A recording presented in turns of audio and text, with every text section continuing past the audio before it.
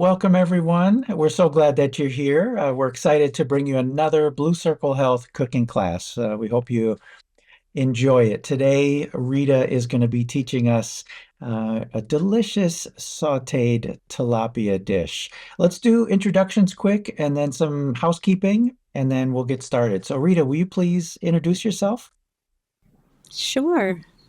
Hey, everybody. I'm Rita Carey Rubin. I'm one of the diabetes educators and dietitians here at Blue Circle. And I have been working with and supporting people living with T1D for about 28 years and doing lots of cooking classes during that time. I just love doing it. So I'm so glad you're here. Thanks for joining us. Wonderful. Thank you, Rita. And my name is Scott Johnson. I'm a senior manager of community here at Blue Circle Health, and I've lived with type 1 diabetes for 45 years and just really appreciate you allowing me the honor and privilege of hosting today. Again, Rita's going to guide us through a delicious dish, and I will share the recipe file in the chat in a moment, and I'll also attach it to a summary email that goes out along with the recording in a few days. Before we get going too far, I do need to cover some quick housekeeping. We welcome and encourage you to use the chat features along the way. I'll keep an eye on it throughout the session if you need anything during the presentation. The session is being recorded, and participation in this event is completely voluntary, and anything you share in the chat may be visible to others. I also need to remind everyone that we're not providing medical advice. For any personalized guidance, we'll always encourage you to talk with your healthcare team. And then finally, for anyone who's not familiar with Blue Circle Health, stick around till the end and I'll share a brief overview and answer any questions.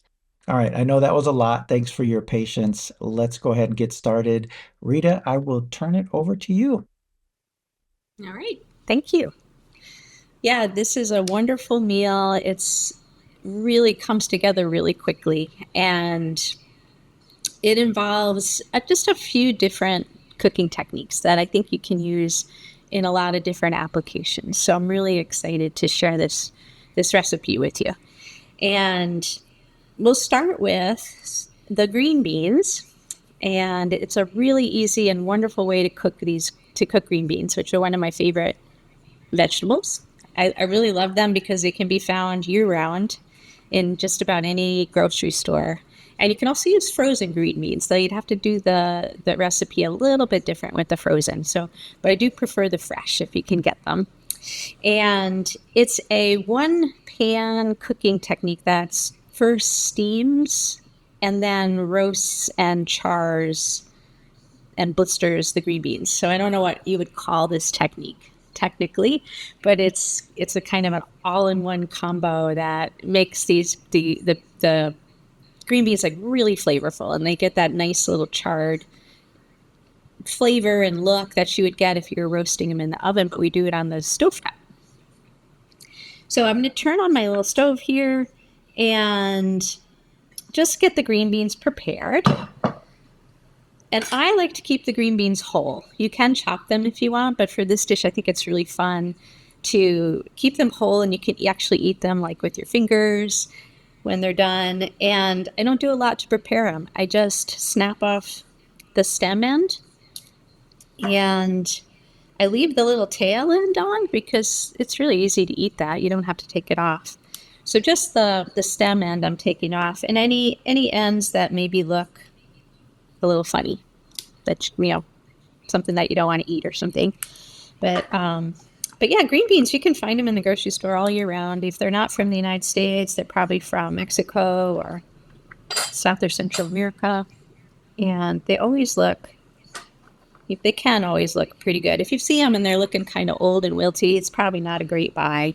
But if they look nice and fresh and green like these do, and they last a long time in the fridge. So they're not a veggie that if you buy them and you don't get to them right away, they won't go bad right away. But you probably want to get them, cook them within about a week of when you buy them, just so that they still taste good and they look nice and fresh. And they're very nutritious, so they've got a lot of fiber. They've got vitamin C, vitamin K, potassium, not a whole lot of carbohydrates, so it's one of those low-carb veggies. And I'm wondering, as I talk, feel free to throw some questions out in the chat, and Scott, as our amazing moderator, will look through and let me know what your questions are. So if you have any thoughts or comments or questions as we go, please feel free to let us know. And the rest of these green beans look just fine. So I'm going to turn this a little bit so you can see. So my pan here, I'm turning it up pretty high. And this is just a nonstick pan, but you could use a stainless steel pan. That would work fine. Even a heavy-duty, well-seasoned cast iron pan would work fine with this too. And so enough green beans to kind of cover the bottom of the pan. And I'm adding about a quarter cup of water and about a tablespoon of olive oil. So I'm just going to drizzle the olive oil a little bit over the green beans. And that's it. Oh, a little salt and pepper. So you give it just a little sprinkle of salt and some freshly ground pepper.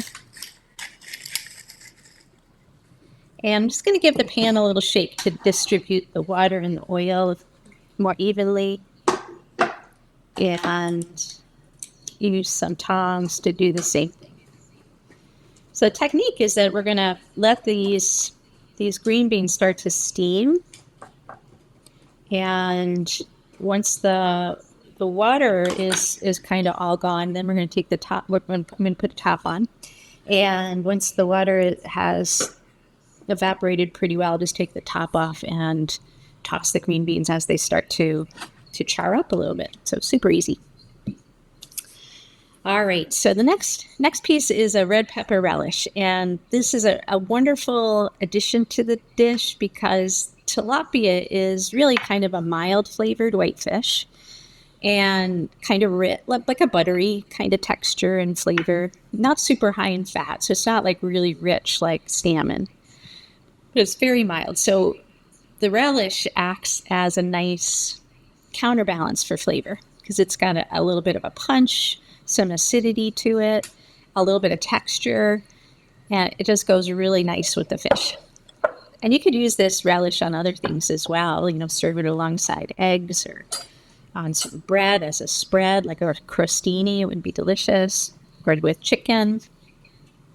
We're going to start with a roasted red pepper, and you can certainly roast your own red pepper or just simply buy ones that are already done. So this was from a deli near me. They had little containers of roasted red peppers that they had done. You can also buy them jarred.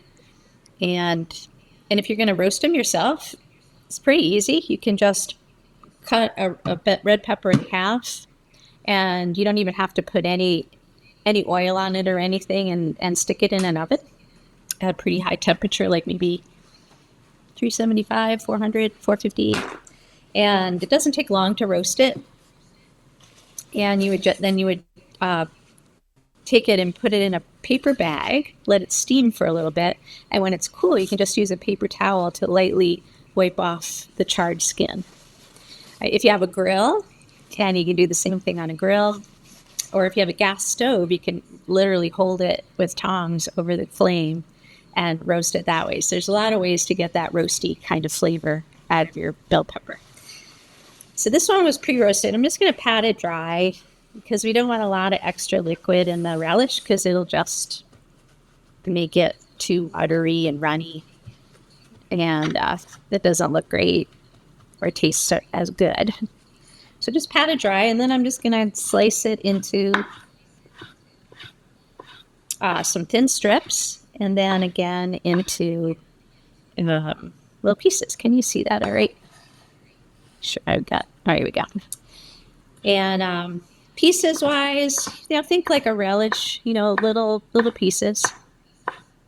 Something that's comfortable to eat. But you wouldn't necessarily want a whole lot of big chunks. So, what do you guys do? Does anybody use roasted red peppers in anything, or Do you have a favorite way to cook green beans? I'd love to hear. Yeah, certainly Roast or let us whip? know in the chat if you do. We have a good question that came in. Yeah. One of the viewers is asking if a recipe like this might work with tofu. Yes, it would absolutely work with tofu. I love that suggestion. One of my Yeah, great favorite question. foods.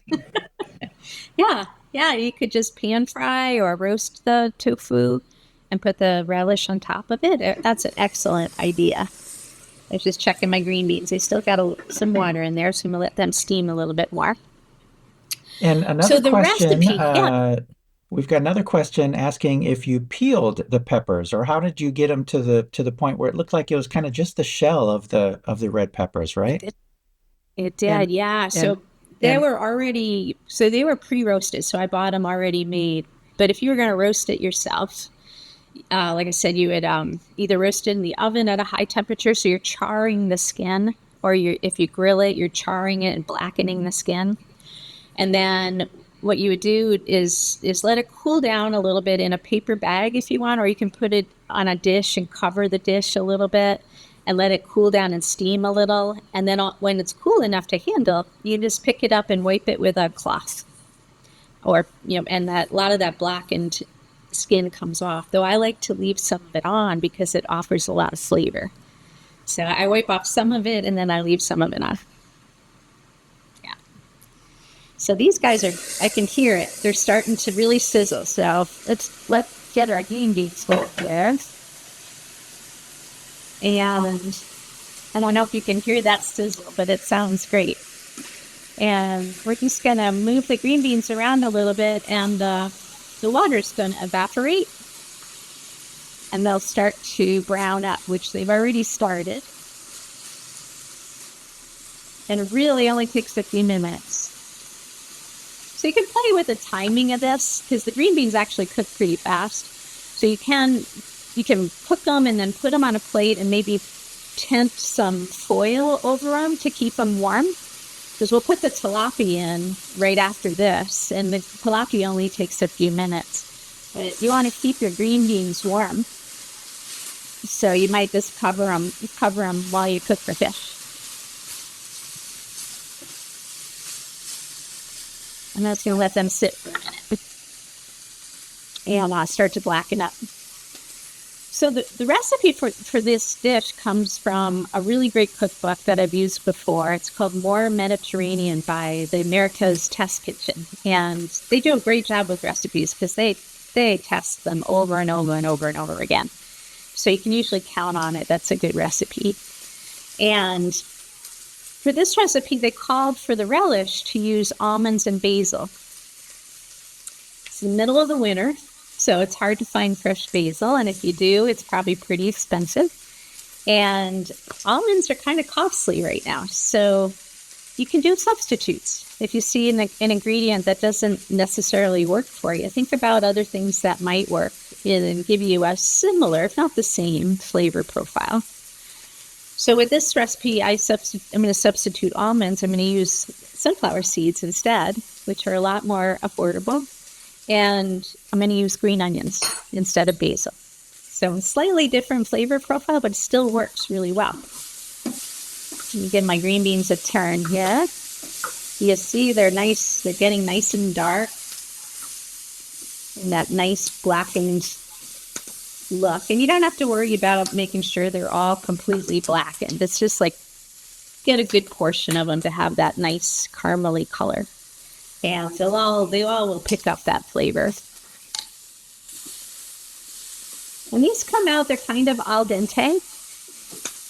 And the longer, obviously, you leave them cooked, the softer they get. So if veggies are a food you're trying to add more into your meals, this like pan roasting or even roasting in the oven, giving them that nice charred flavor, can sometimes be a really good way to prepare them, especially if it's something new that you're trying for the first time, or you're trying to add more vegetables and you're not quite sure that you like them.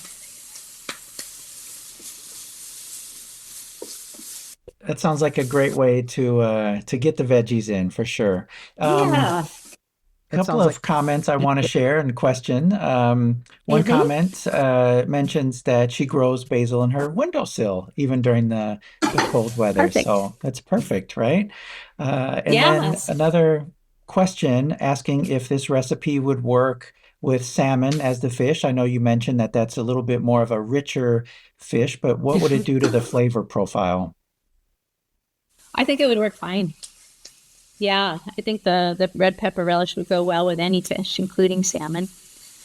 Yeah, white fish. It could even go with like a seafood, like shrimp. I imagine. Yeah, it's real versatile. So I'm gonna put my green beans over here on a plate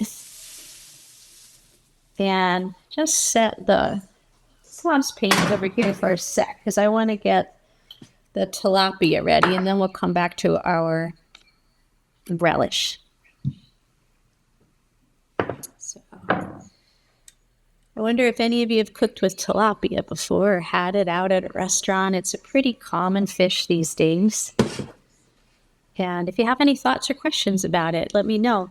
It's a freshwater fish, native, I think, to Africa, Middle East, and you will never find a wild caught tilapia in the stores around here. I'm pretty certain. Most of it is aquaculture, so it's a farmed fish, and it's got a really, like I said, mild flavor. It's pretty firm, and it's kind of like a buttery kind of texture almost, and it browns up nicely. So that's why it works really well in a pan sautéed preparation, and it doesn't take very long to cook at all.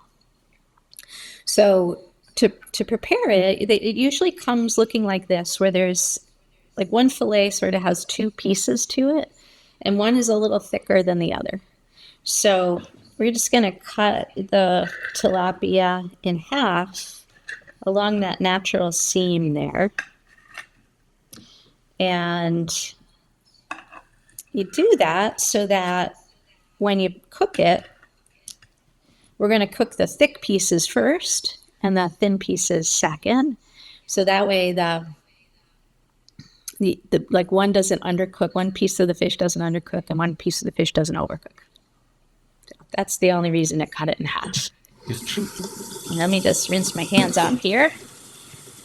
While you're doing that, we've got a couple of Yeah. questions coming in from the chat. One question is Mm-hmm. asking if you could use broccoli instead of the green beans as the vegetable. Yep, you sure could. Yeah, and I would cut them maybe cut them in almost like slabs, or not slabs, but not real big florets. So if you have florets, I would maybe cut them in half. So there's a flat side, and they're not giant. Yeah, you could do the same thing, cauliflower, to think of some other veggies where it would work. But yeah, just kind of think about you're going to cook these. It's pretty quick cooking, and you want them to get nice and charred. So whatever surface will allow you to do that. Uh, Yeah. the other question or comment is mentions that she likes swai, SWAI, and asking if Oh, you've heard of that. yeah. I haven't, so please enlighten me. What is it? I have heard of it, though I have not used it. So tell me about it. What is it like? I know it's there's so many fish that are showing up in the market that are some of them are a lot more sustainably fished, and since some fish stocks are just waning, there's other fish that are sort of coming into the market. I think swai is one of them, but yeah, if the Let us participant know. can share more about swai. I don't know much about it. Me either. It's a great Yeah, comment, and she good says it's comment. similar to catfish, so that helps. Yeah. Okay, yeah, nice. So I wiped out that pan just a little bit. I'm not going to worry about making it clean, and I'll worry about that later. And I just put some oil in there. I'll sprinkle my tilapia with just a little salt and pepper. And then I'm also going to pat these guys dry. Actually, I should do that first. Sorry about that. Definitely do that first before you put the salt and pepper on. So I'm going to pat these dry because, again, we don't want to take that off just a second so it doesn't get too hot. If the fillets are dry, they'll brown up more nicely, right? So I'll pat both sides dry here.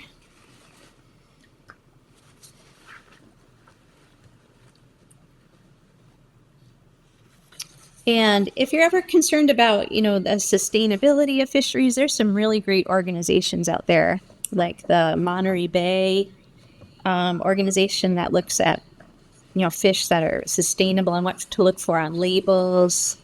There's also Seafood Watch, and they offer some guidelines on farmed fish too, and things to look for. So there actually are some certifications for farmed fish that look at how well they protect, the environment, and which ones are more sustainable. And so that's a good thing to look at, I think. And so here's my pan, and now I'll do a little salt and pepper.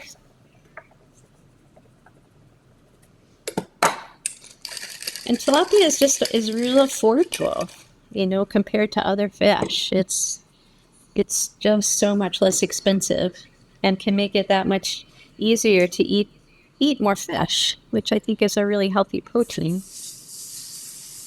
And I'm gonna put my fish on there. Swirl it around just a little bit to get that oil underneath. And then you can kind of, as you're cooking it, kind of shake the pan a little bit so it doesn't stick. And it'll take about 2 or 3 minutes on each side. For these are the thicker pieces of fish. So I'll just let those, and I'm on like a medium-high heat here. So we'll keep an eye on that, and then let's finish up our relish. So yeah, like I was saying, so instead of almonds, which you can absolutely use, you could use walnuts in here, really any nut. I'm just going to use sunflower seeds because they were less expensive and more readily found. If you're using almonds, go ahead and chop them into either thin slices or small pieces. But with the sunflower seeds, they're already sort of bite-sized, so I'll just throw those in there. And then I'm going to use some green onion. And I love that idea of having an herb garden on your windowsill in the wintertime. That's great. I haven't had luck growing basil inside. I don't have a window that has enough sun. But I do have a beautiful pot of rosemary back here. So you can grow stuff inside sometimes. So I'm just slicing the green onion. Green onion's also very nutritious. Easy to find in the market. And I think I'll probably put 2 in the relish. We've got some admirational comments about your beautiful rosemary plant in the chat. And then yes. we have a question about after wiping the skillet, if you put any more grease or oil, rather, in there, or spray it down, or what did you do? I did. I put a little more olive oil in there. Yep. To give it a little bit more moisture to cook in. So, yeah.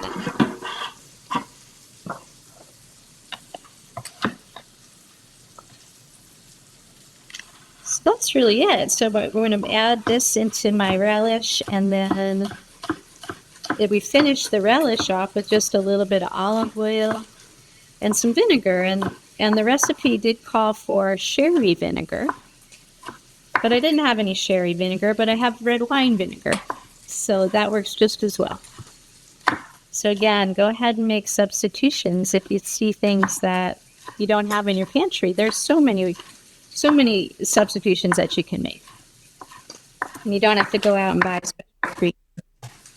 As Yeah, you're cutting the green onions and the pepper, you're really just kind of cutting to the size that you would prefer to enjoy while you're eating, right?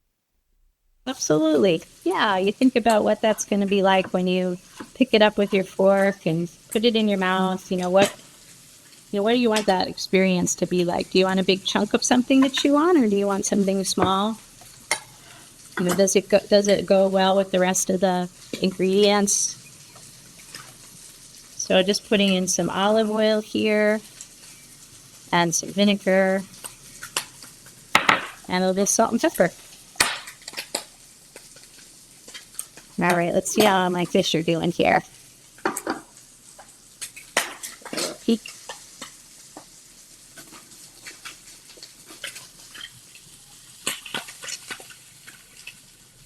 Unfortunately, they're sticking a little.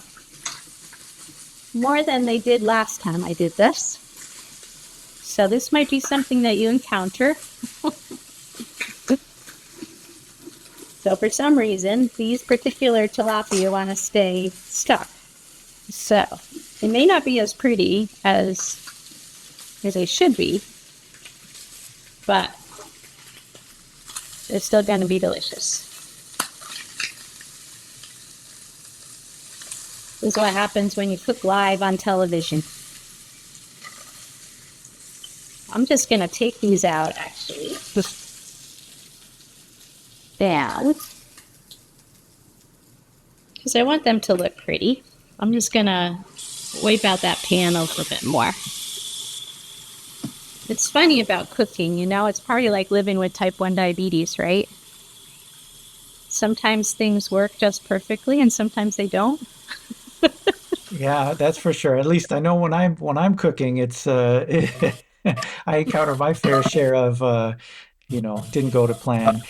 We have a Yep. comment in the chat about wetting your spatula to help loosen the tilapia on the pan. Yeah, that could probably work. Yeah, I just got to be a little careful because you got oil in there. But yeah, for some, I'm thinking maybe my pan is getting a little worn. It's a ceramic a nonstick pan. But sometimes that coating gets worn, and all of a sudden, where it was nonstick, it's not nonstick anymore. So my last adventure with this pan may have been my last good cooking experience with this pan. So hang in there with me, guys. I'm just going to clean off the pan to start anew. Oh, so that's what happens, right? You try stuff in the kitchen, and sometimes it works out perfectly, and sometimes it doesn't. You just got to roll with it. So, And living with uh, diabetes makes us really good at rolling with the punches. I know it does. I know it does. Man, I'm so honored to work with people that live with type 1 diabetes. You guys are, I'm inspired every day with everything that it takes to live with this condition. And what amazing heroes you all are. Really, truly. I It's feel the always same. remarkable. It's very, very Thank fulfilling you. to learn so much from everyone. Oh my gosh, I learn something every day. All right, I'm going to try it again. All right. See what happens here. All right, so put that to higher and take two, Scott. Sounds good. Hmm. All right, giving it a go. It's a little too hot. All right, little olive oil, a little swirl. I'm gonna try again. I'm gonna try it with those skinny little pieces this time.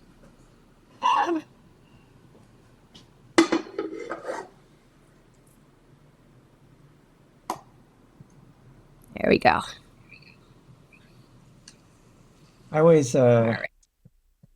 I always get a kick out of whenever I'm So one of my favorite foods is a grilled cheese sandwich, and grilled cheese sandwiches are deceptively tricky to cook well because if you don't pay Yeah. attention or you are in a rush, you go past that point of a nice toasty crust on the outside of the bread, and I always end up burning them. So I've burned plenty of grilled cheese sandwiches, either by distraction or trying to rush them.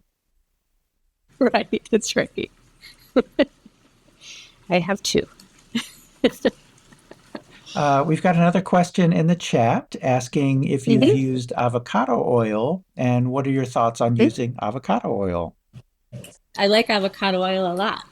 Yeah, I often use it interchangeably with olive oil because it's very nice to saute with and it's very mild. And so yeah, I think it's a great choice. Yeah. I've noticed, oils have gotten, as most groceries have anymore, have gotten quite expensive. So I'll often kind of look and see which is more reasonably priced uh, when I go shopping. But yeah, either one will work great. Coconut oil, of course, it adds a certain flavor to things, but coconut oil also is great for sauteing. It can take nice hot temperatures really well. So that's another option out there for you. Um, Yeah. is there an element? We've got another great question in the chat Hmm.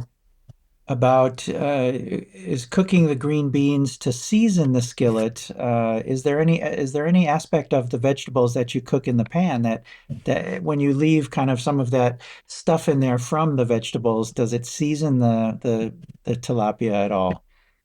It does. Yeah, it does definitely carry over some of that flavor. Yeah. Yeah. It's a nice addition to this meal too is you could throw with those green beans, you could throw some cherry tomatoes in there. Wow. And like it cut some cherry tomatoes in half and then throw them in with the green beans. So that's a really nice combo. And the cherry tomatoes, yeah, I would throw them in when you're starting to really blister those green beans. I throw in some chopped up cherry tomatoes, and they'll also char and have a nice extra flavor to add.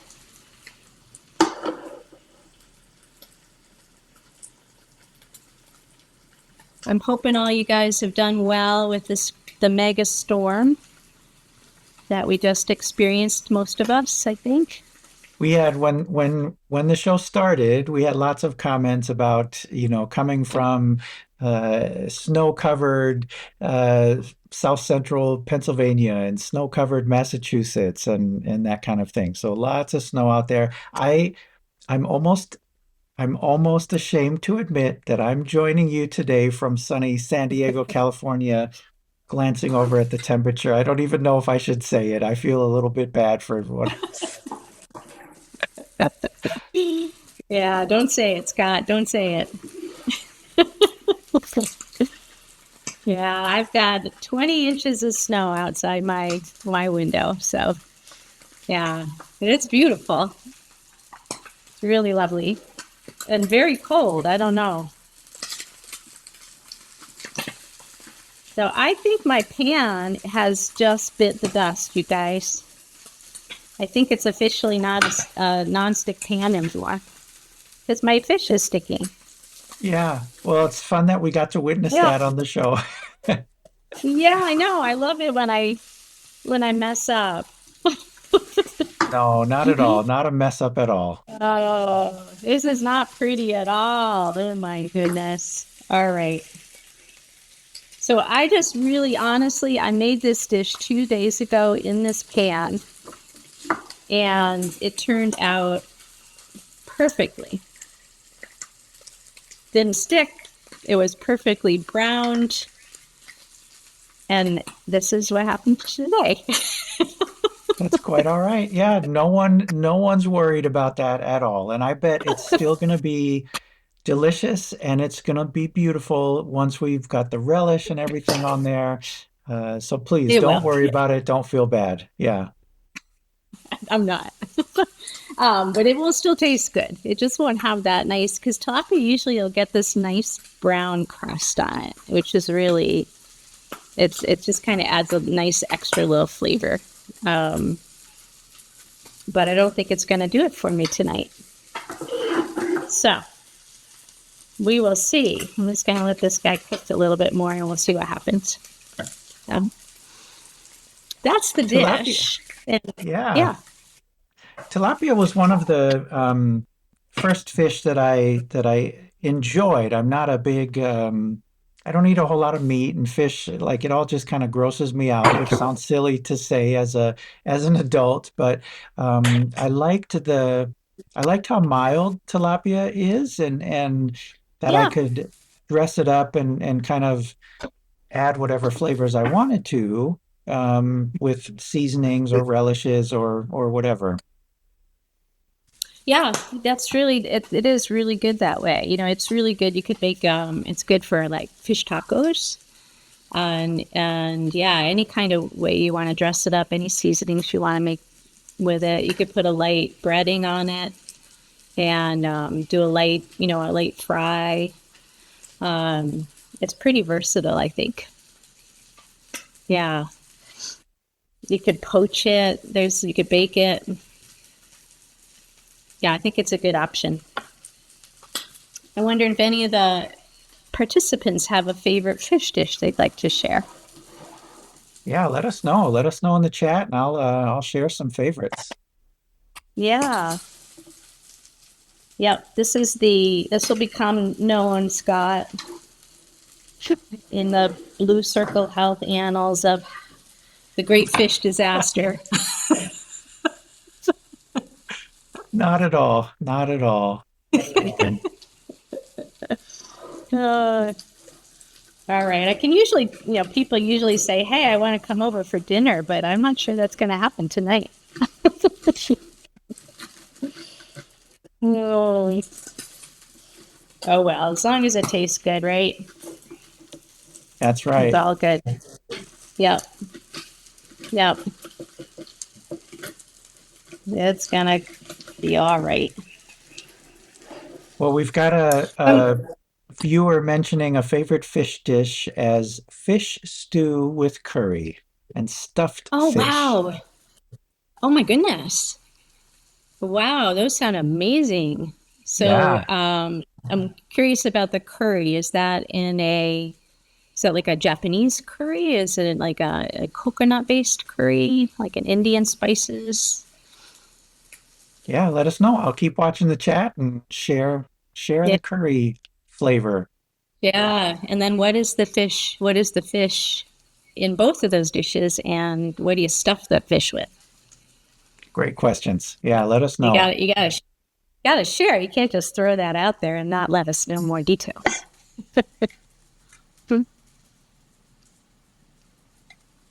All right, I'm going to give this fish a flip here.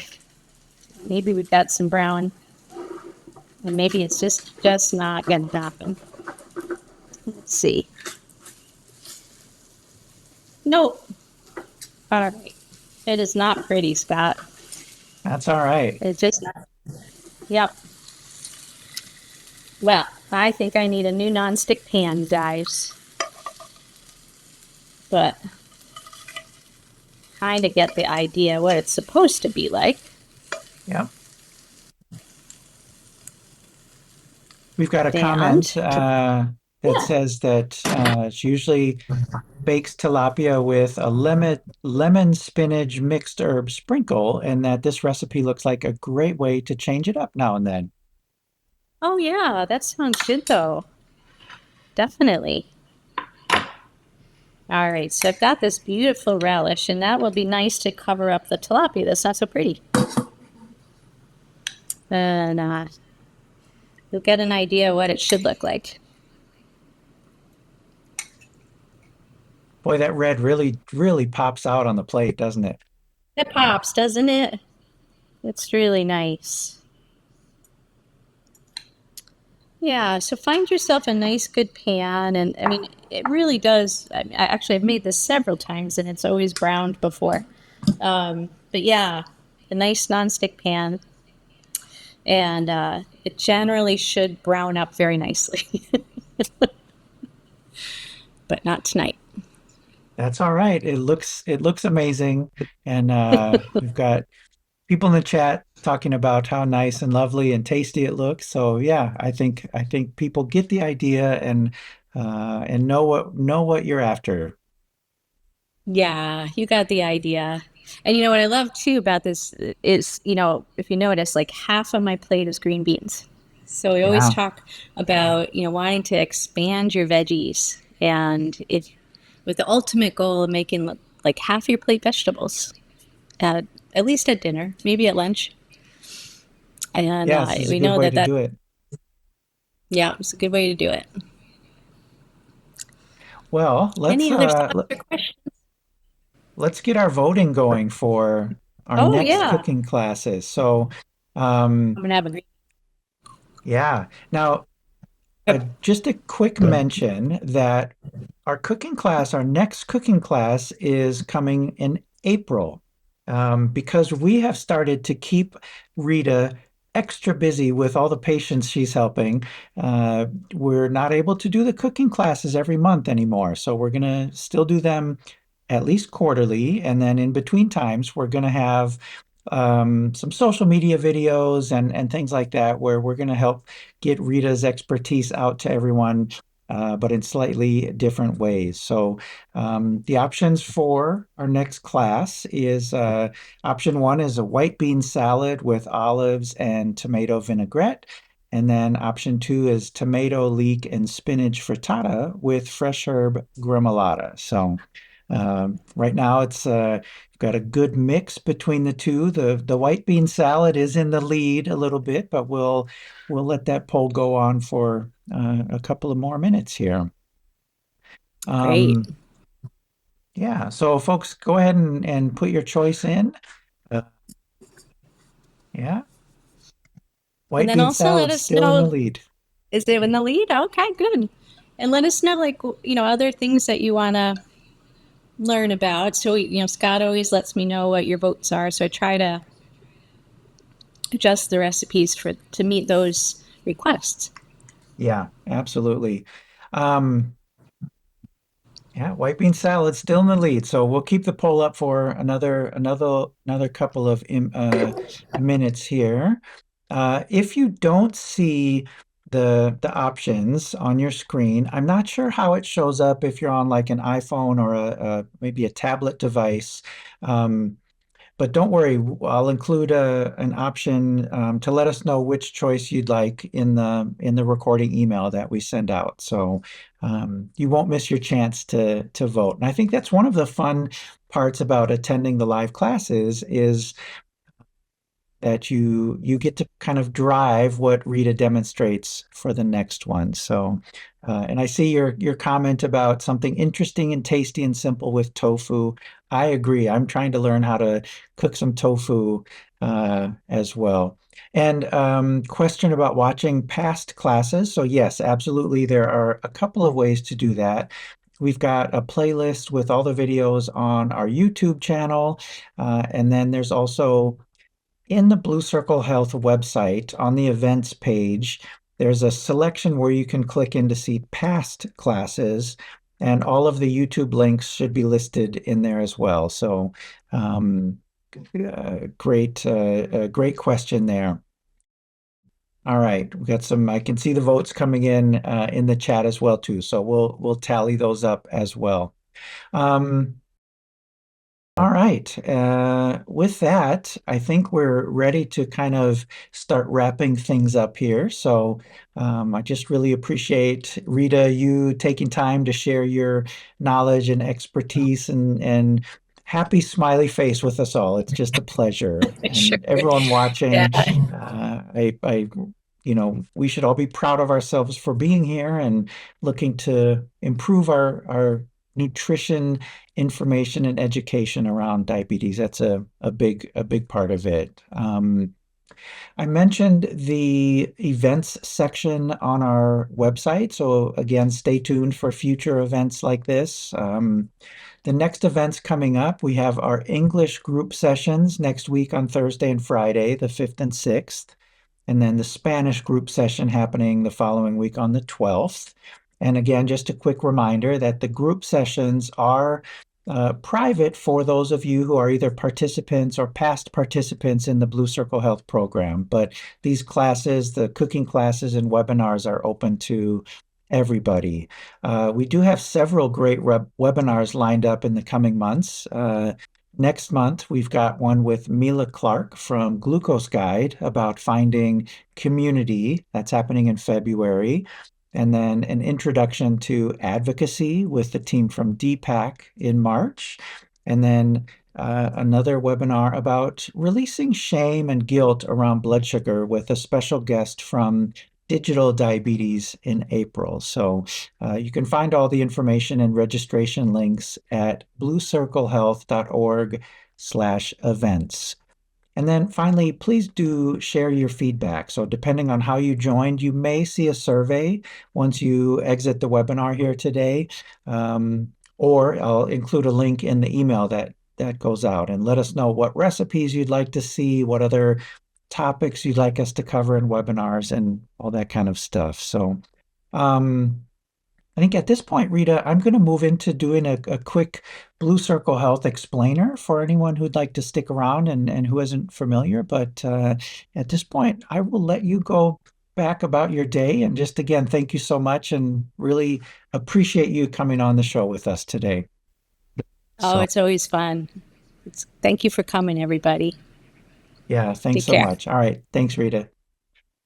All right, so for anyone here today who may not be familiar with Blue Circle Health, I'm going to share just a quick 5-minute overview, and then I'll stick around and answer questions. And again, we'll let Rita drop off. And for anyone who's already familiar with us, you can also feel free to drop off at any time. So I'm going to get some slides going here. There we go. All right, so I'm going to walk through a quick overview of what Blue Circle Health is all about. Please share any questions that you have along the way in the chat, and I'll go through them at the end. And this really should only take just a few minutes. So at Blue Circle Health, we believe that people with type 1 diabetes shouldn't have to fight for what they need to live. So Blue Circle Health created a free 6-month virtual clinical care, education, and support program for adults living with type 1 diabetes. So we can focus on living, not just surviving.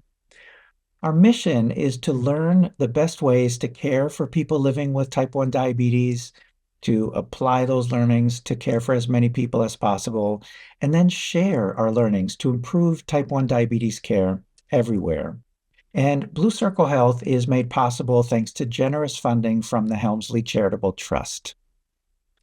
So what exactly does that mean to have the free virtual clinical care education and support program? Well, we offer a free, flexible program to extend care between visits. Our program is up to 6 months long. It's done entirely virtually over Zoom, text, and phone. You stay connected to your medical homes, and we send regular updates to them throughout your time in the program. Our services are free, regardless of insurance and immigration status, and re-enrollment is possible 1 year from the original enrollment date. And the program offers as much or as little support as requested. So that means you can take advantage of all of the services that we offer, or just pick and choose the ones that you need. The graphic on the right side of the screen shows our available services, and I'll describe them in more detail, starting with clinical care and moving counterclockwise. So, excuse me, clinical care is exactly what it sounds like. It's visits with an endocrinologist or an advanced nurse practitioner. Insurance navigation is consultation with insurance specialists who can help you understand and maximize any insurance coverage you may have. They can help you find insurance coverage if needed and help with prior authorizations. Diabetes supportive counseling offers help with the emotional burden of T1D. Case management, we have a team of case managers that can help if you're struggling with food, housing, or employment insecurities. Peer support and community. So in addition to the monthly group sessions that I mentioned, you'll have a dedicated T1D support guide to work with who will help you navigate all the other services and just generally be there for you if you need someone to talk with. Then we also have ongoing community events like this and connections to other great type 1 diabetes community organizations.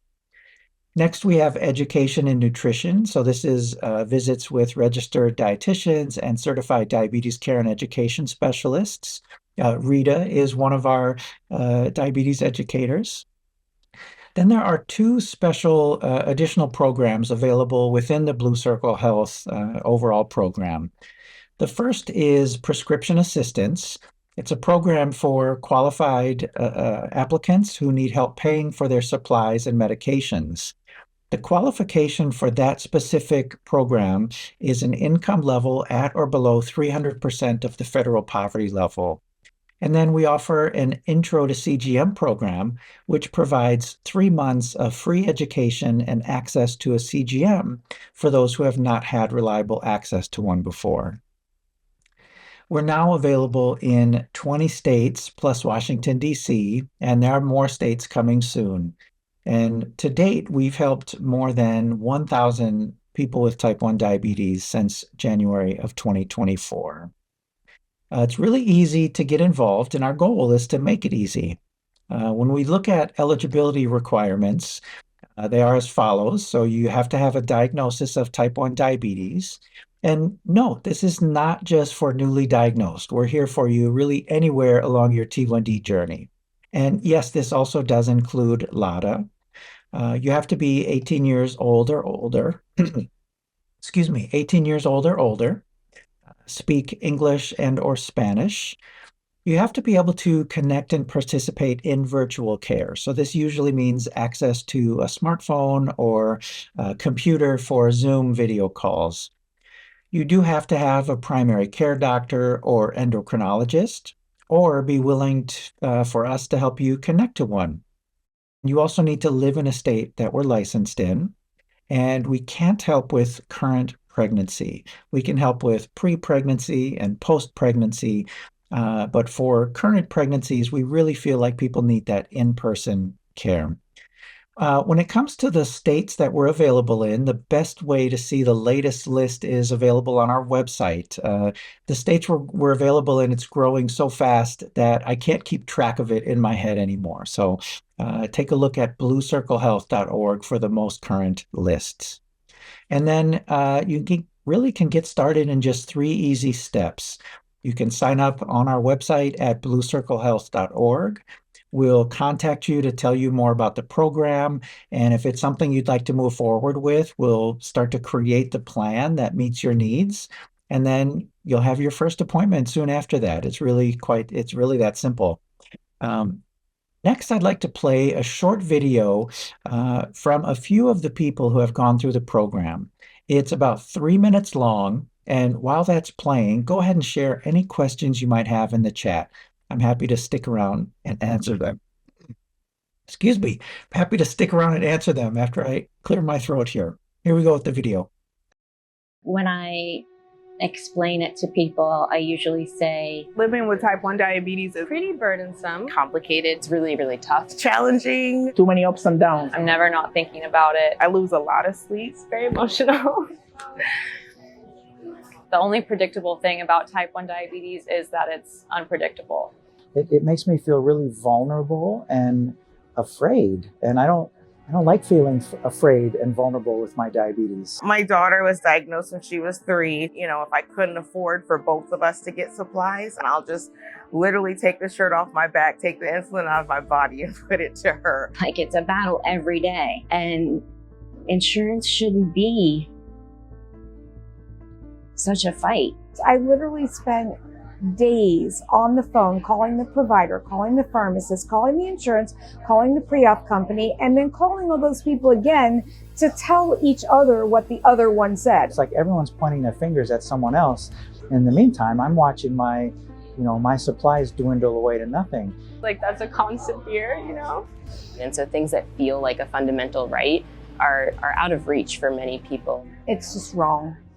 A friend of mine on Instagram sent me Blue Circle Health, so I immediately signed up. Blue Circle Health is a nonprofit with a free clinical care, education, and support program. We deliver our program entirely virtually. It's all telehealth, and it's up to 6 months long. You get education, you get support, you get assistance navigating insurance. It's phenomenal. I don't know where I would be right now if I didn't find Blue Circle Health.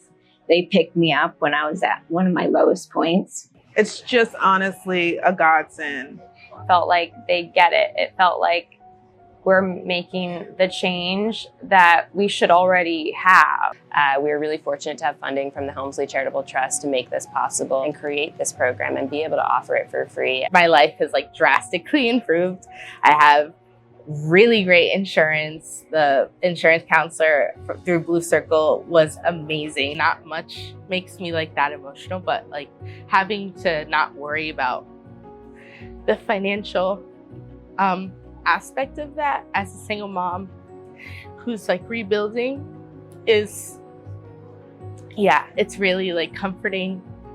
Yeah, I'm crying. And if Blue Circle Health can get out there and show people that this is the right way, it's the right thing to do. You don't have to go through it alone.